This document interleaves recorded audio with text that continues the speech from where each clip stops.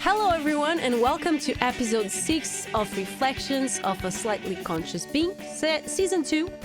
I'm Sandra Lourenco, a music artist that is on a journey towards consciousness. I am not a licensed psychologist, therapist, or coach. All information I share here comes from personal experience and doesn't mean to replace any kind of professional help. So today we are going to talk about a controversial topic: medication and other drugs. Your medicine could be taken away. They can do that. You could wake up in the morning and it won't be there. Why is it controversial? Well, because unfortunately, medication is not viewed by most people as a drug, just like the others. They are legal, right? Approved by society and conventional medicine. And so there's the belief that they must be different. However, if we stick to the facts and studies, it's easy to see that they are indeed drugs just like the rest. Yes, they are more controlled as their production is also controlled, whereas in non-controlled drugs, there's a higher risk of getting a faulty product, and hence the risks of taking them can also be more unpredictable, all right? But nevertheless, they are drugs, okay? I'm not saying that drugs are all bad and must be avoided at all costs. Like I mentioned several times, I usually choose the middle path, and I believe everything has its place as long as there's balance. And most drugs, not only medication, have indeed essential roles in specific situations, all right? Antibiotics, for example, and now going back to medication, they can save lives and have indeed saved many lives throughout history. But as all drugs, the more they're used, the less positive effects they have, while the negative effects increase. In the case of antibiotics, the more they're used, the more bacteria get immune to it. Also, antibiotics kill all types of bacteria, and some forms of bacteria are actually good. They work together with our organism to help several vital functions. However, sometimes the system is indeed out of balance and needs a reset. So that's what an antibiotic does. But conventional medicine has a knack for over-medication. Mr. McMurphy, your medication. What's in the horse pill? It's just medicine. It's good for you. Sometimes they are not even sure that our disease is caused by bacteria, but just in case, just take it, right? And sometimes our bodies are perfectly capable of dealing with it alone. That is changing a bit though, because, well, people are seeing that bacteria are getting immune to antibiotics. So that's changing a bit, but it's still the case. It still happens. And so we end up teaching our organism to depend on these chemicals. And the truth is, our bodies are works of art. And you can say they are the work of God, the universe, natural selection, evolution, whatever you want to call it. It doesn't matter. They've been perfected over the course of 300,000 years. And this is just for our species, Homo sapiens. If you believe, like all evidence suggests, that all life forms started from the same one or evolved out of the same one, that means we're talking about 3.7 billion years.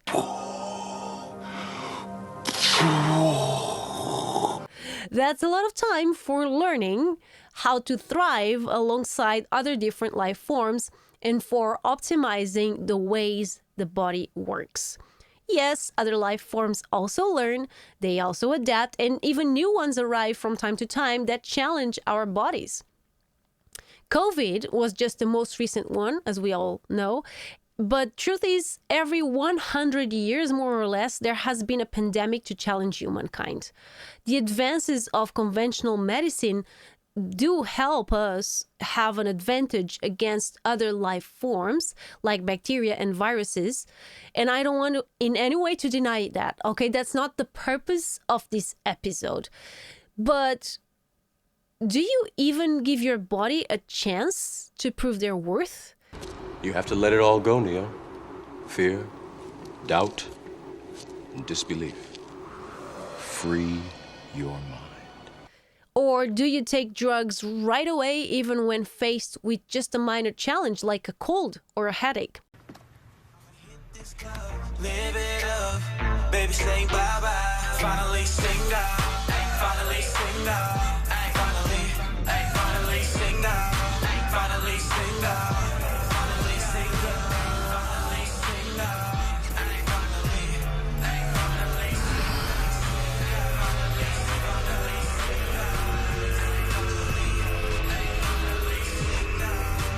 That's why I mentioned that this was a controversial theme. My purpose with this podcast is never to impose my beliefs or my point of view or opinion upon you guys. I just want to offer you my point of view.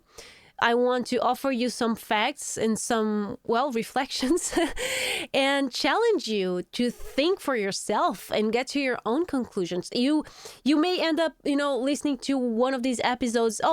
With this information, now I think this, and it's a different point of view than mine. But it's okay. At least I made you think about it. And sometimes it even changed something in your perspective. And that's all that this is about. But truth is, and getting back to the topic, I live in a Western society, probably you too. And so in Western societies, conventional medicine is the norm. I was told from a young age to respect and even revere conventional medicine, conventional doctors, whatever they say, yes, sir, amen. And to be suspicious of all kinds of alternative or Eastern medicine because, some are fake and others are just too dangerous to mess up with, like dark magic or voodoo. So these are the beliefs of my parents and were my starting beliefs, right? That's where I started out. In my case, it was my parents. In your case, it could be other adult. It doesn't matter. Usually when we are kids, we assimilate others' values and beliefs, so we could use them as a starting point. I'm going, bro! Oh, okay. Yeah, I don't know, you'll probably be about as good as I was. That's kind of the way it works, and I was below average. You'll excel at a lot of things, just not this. I don't want you out here shooting this ball around all day and night, all right? All right. Okay. All right, go ahead.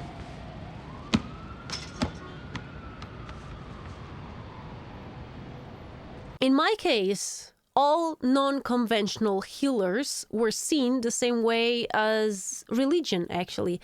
Something that was only in the hands of a little few, but it was powerful enough to evoke fear. But something my parents always taught me as well was to think for myself. And thank you so much, Mom and Dad, for that. People can't do something themselves. They want to tell you can't do it.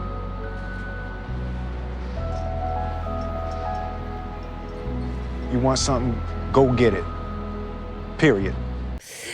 And so even though I started out with those beliefs, I was able to question myself and to question, does this make sense to me as the individual person that I am? I think that's where we make the passage of teenager to adulthood. I think teenage years are so hard, especially on the parents, because that's when kids start to challenge that. They start to challenge, our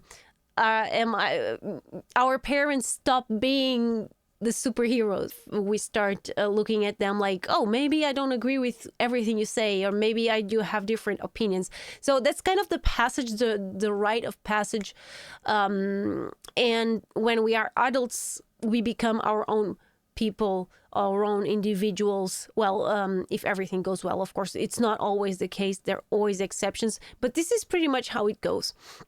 Some of you may look at non-conventional medicine the same way I did, or even have a more radical view and think it's all bollocks.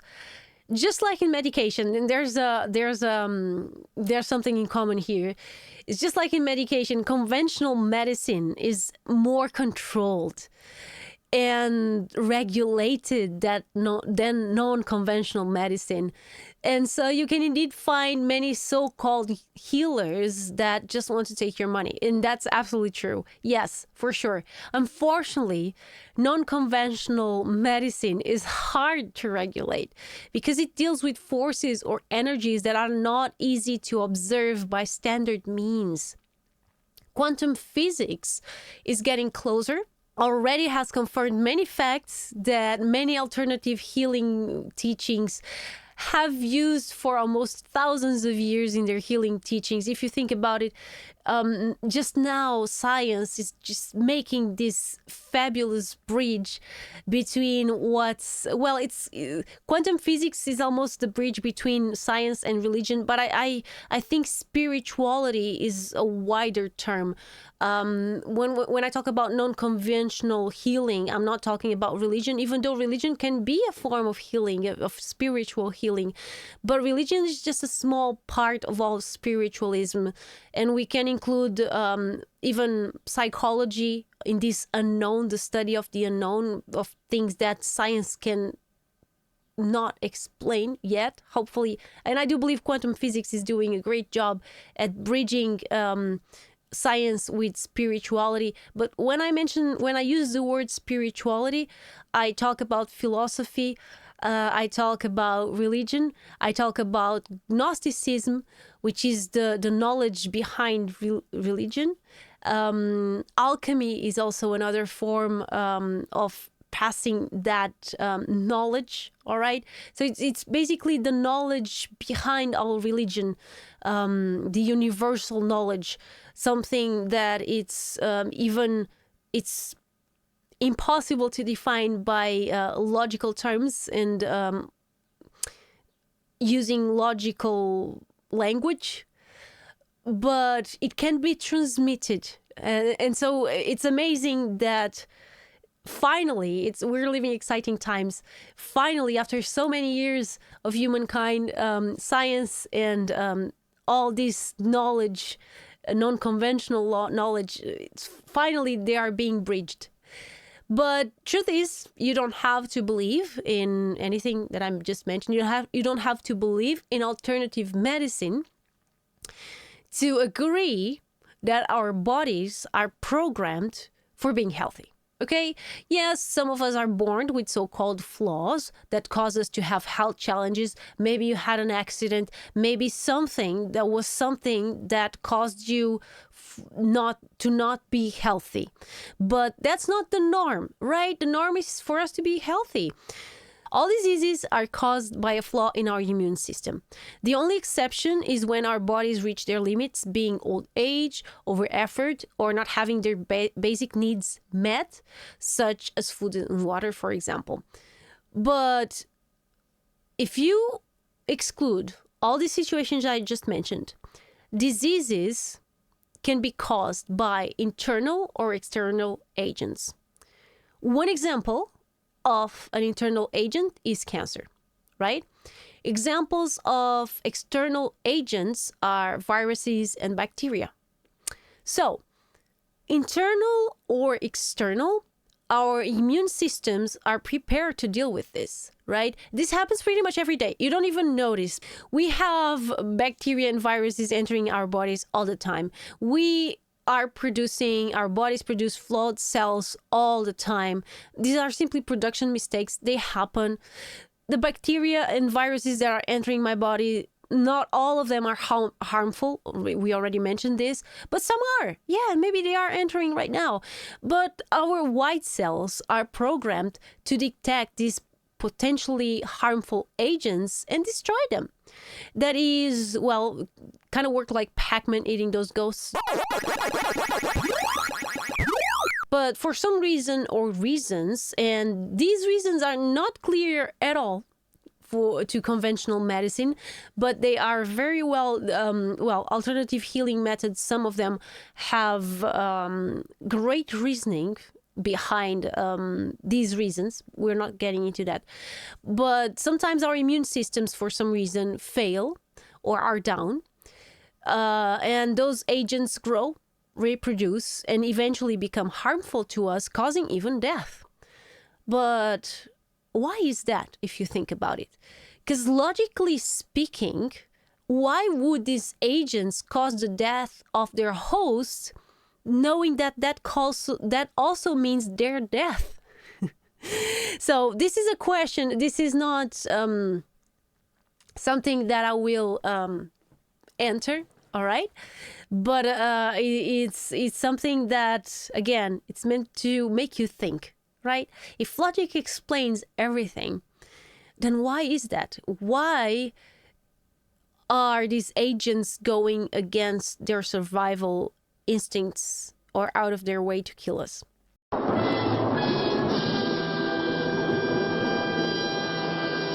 One reason for this, okay, this is just one of the reasons.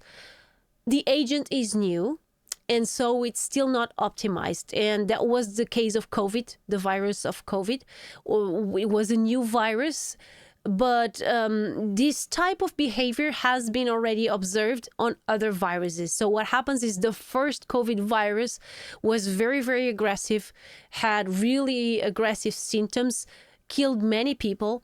But then it mutated and it changed over time. And nowadays, if you catch COVID, you'll probably be fine, even if you don't have the vaccines or if you don't take any kind of medication. I had the 3 vaccines of COVID. I caught COVID a lot later because I protected myself, and so I got it a lot later.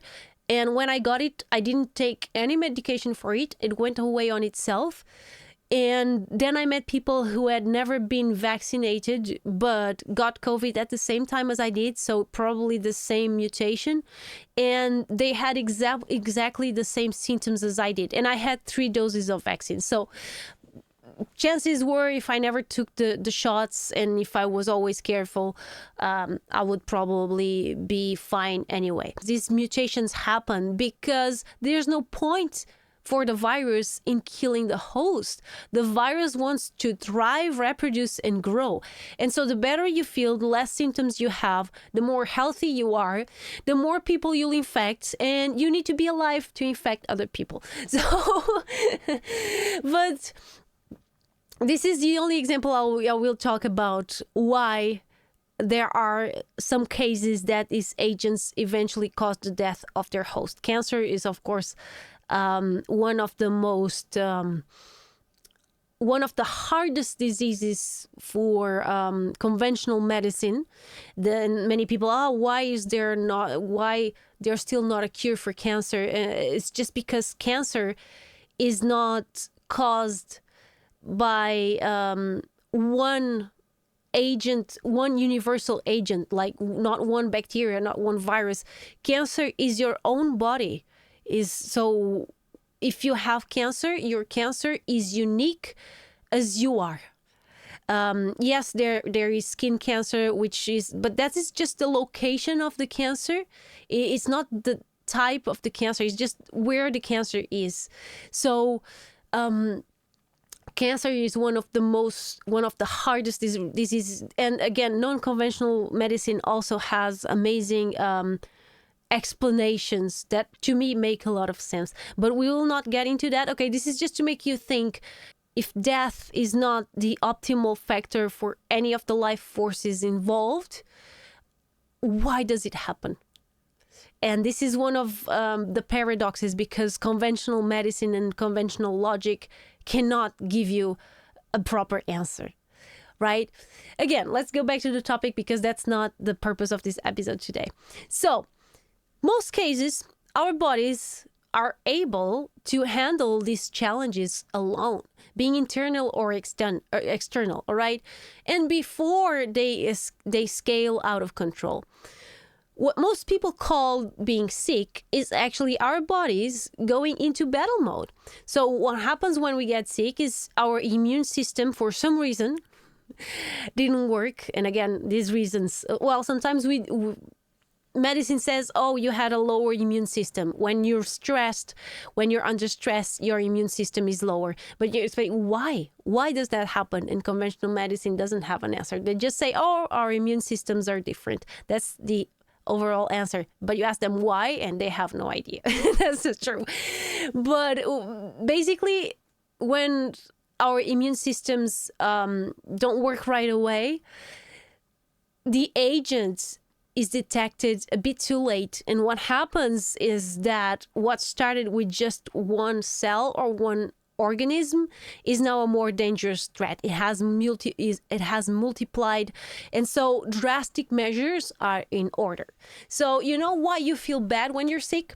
It's basically to force you to rest and allow your body to focus on the infection. All right, that's one of the reasons why we feel bad. It's a good thing that you feel bad. It's your organism, it's your body telling you, hey, we need to rest because we need all our energy to fight this against this invader, against this agent, whatever it is. So, you know why you don't feel like eating when you're sick? Because digestion is actually one of the most energy consuming body activities. And your body needs its energy to fight the infection, not to process food. So, yeah, when you want to force a sick person to eat, I mean, of course, you should try to eat something, but it's normal that you lower your food ingestion. All right, it's just so your organism is not totally focused on digestion. Sometimes it even makes you expel the food. It makes you vomit because your organism doesn't want food right now. Your organism wants to focus all its remaining energy on fighting the infection or whatever it is first. Okay. And what about other symptoms? Let's talk about some of the most commons. Well, fever, for instance. Fever is your body increasing the temperature to kill the agent, which is usually a lot more temperature sensitive than you are. Sneezing, nose running. I know it's a pain. Nobody likes that. And I know because, well, I do have a more sensitive nose. It's weird. Sometimes I start feeling these allergies for no reason. I start sneezing a lot. It's a family thing. My dad is like that as well. We even have a name for it. We call it sneeze attack. Is when we start sneezing without being able to stop. And we produce a bit of mucus, but then it goes away in just a couple of minutes.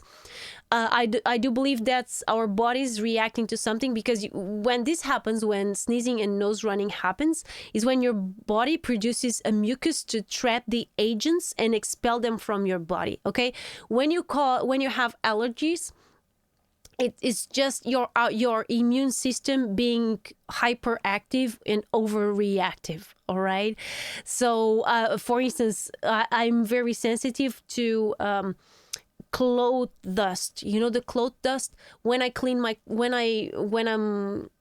I'm making my bed, for example, or when I'm folding my clothes, the dust that is on the fibers causes me to start sneezing and produce mucus. All I need is just go outside, get a bit of fresh air, and I'm fine. But sometimes I'm outside and I get these reactions as well. And it's not hay fever. It's not any kind of specific tree. It goes away by itself. I just need to allow my body to expel the agent, and that's fine. And pain, not talking about pain. Pain is there to warn you something's wrong or to force you to stop doing something. Okay, pain can prevent further damage. For example, imagine that you feel the pain of a burn. When you feel the pain of a burn, it allows you to stop contact before the damage gets even worse, right? Or when you break a bone, it hurts you to move. And this is to prevent you from moving, because you will make things worse if you move. Sometimes when we're sick, our heads hurt so much that we just want to lay down. And that's because we're supposed to lay down and rest. The pain is there to force you to stop, to force you to reassess.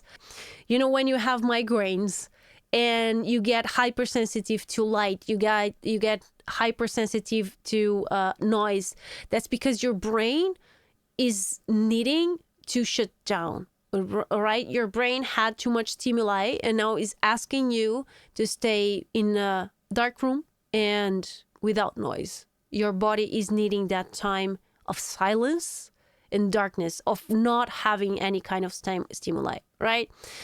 But what do we do when we start feeling sick?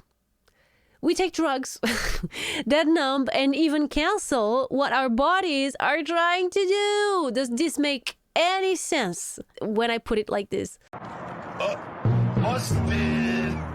So most drugs are actually advertised as healing medicine, But in fact, most of them, okay, again, most, I'm not talking about all of them, but most of them are not healing anything. They are just numbing the symptoms, keeping you productive while causing dependency and side effects.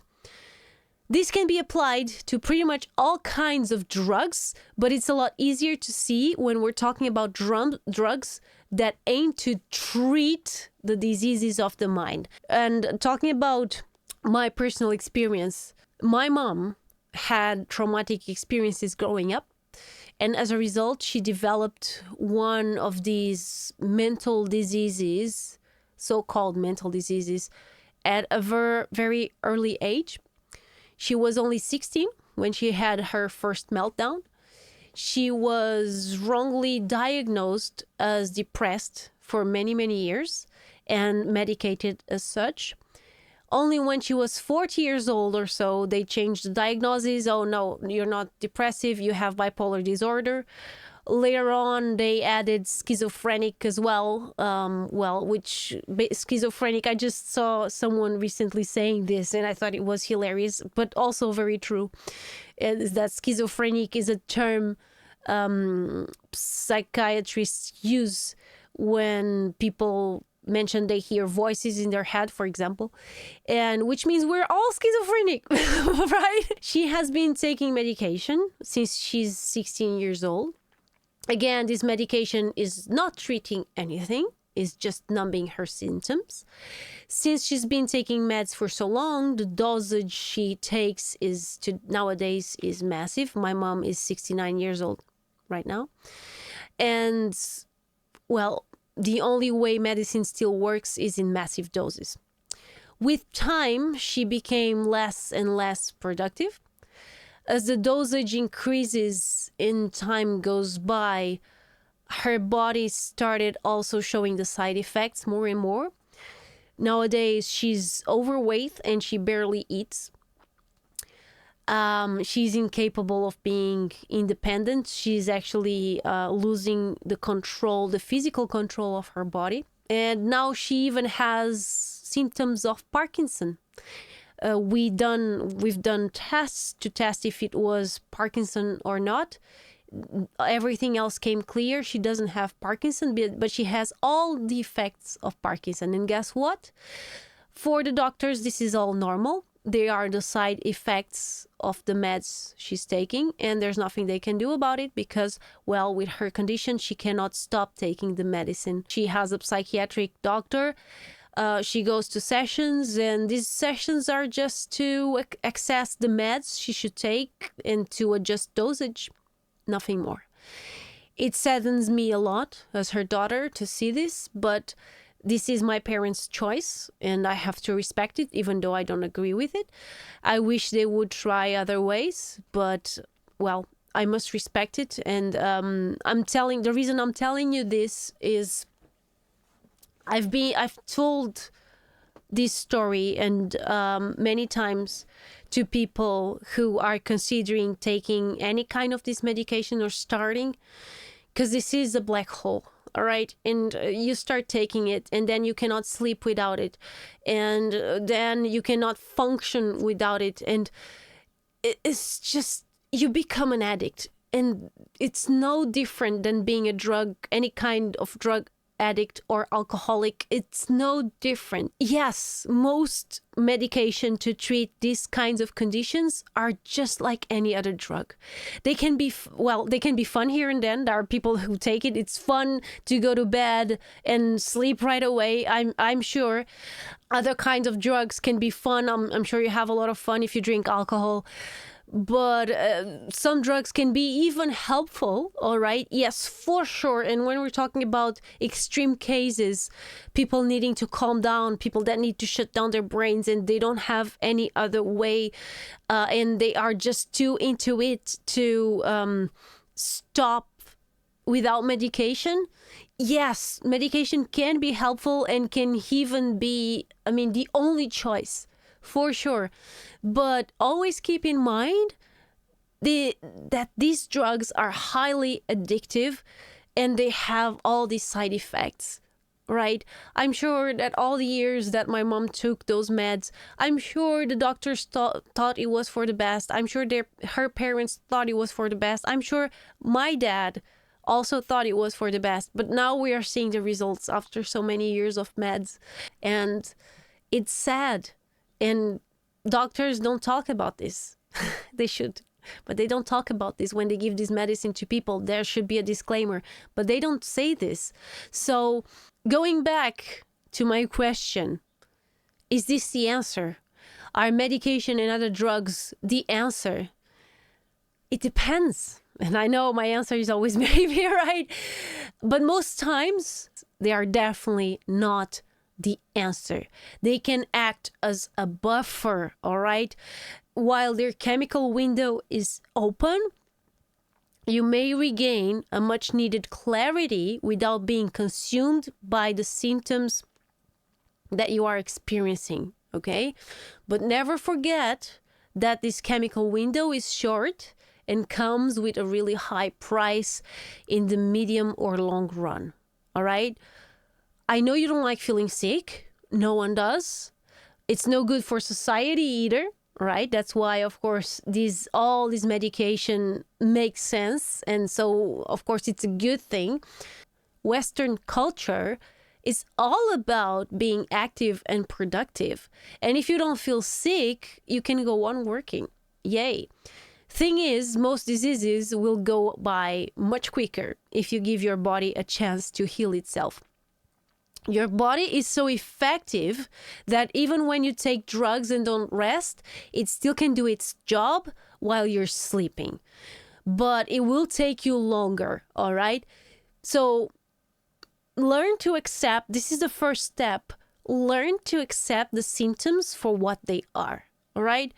If you have lower tolerance to pain or fever, it's probably because since you were a child, you took painkillers and your parents, of course, had the best intentions for you.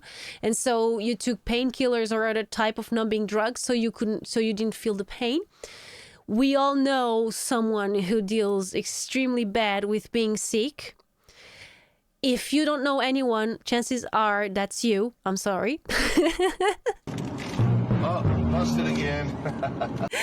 Good news is we can all learn to deal with being sick and to feel pain, all right?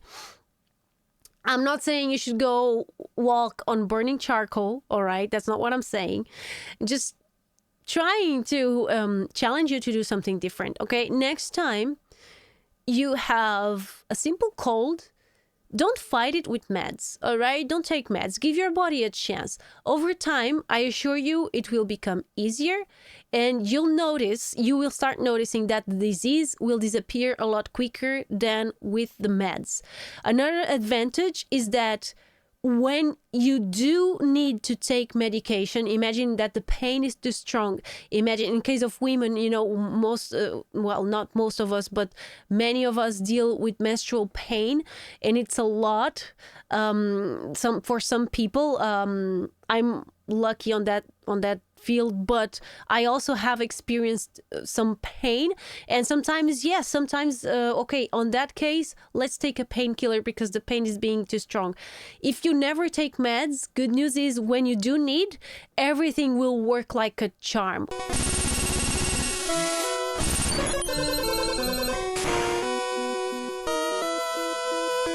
Why? Because your body is not used to it. So for instance, I see people taking, paracetamol.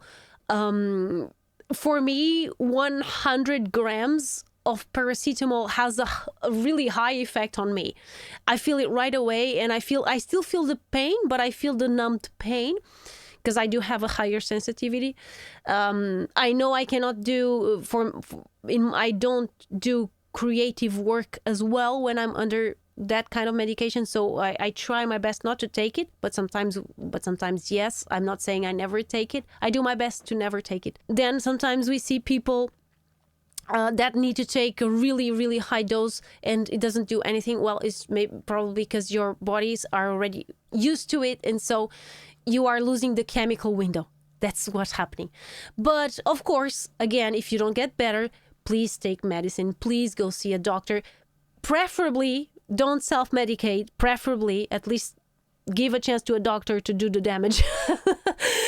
All I'm asking is for you to give your body a chance to prove itself and start easy, okay? Start with a cold. It won't develop into something worse if you don't take medication. It will develop into something worse if you don't give your body a chance to heal. You know, when I had a pneumonia, it was not because I was not taking medicine. I was actually taking, I think I was taking it. But I forced myself to stay productive. I forced myself to carry on working. And so I didn't give my body a chance to heal itself, and then I paid a really high price. So what about diseases of the mind? Because I'm talking about physical diseases, right? What about diseases of the mind? The one that I'm mentioning, that drugs are, well, they can be a temporary buffer. So you have more time to learn to deal with the symptoms and to deal with the disease itself. But they are not the answer. So what to do about diseases of the mind? Well, if medication is not the answer, what is? Where is the solution? Where can it be found? That, my friends, is a whole new team. We'll fill one episode or many more, all right? So I won't be dealing into that today. This is all I have for you guys today. Hope you made you guys think. Hope this episode was helpful to you. As always, please feel free to comment, like, share, reach out, and all of that.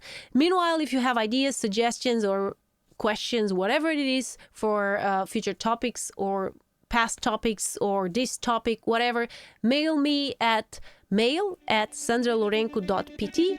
See you next week.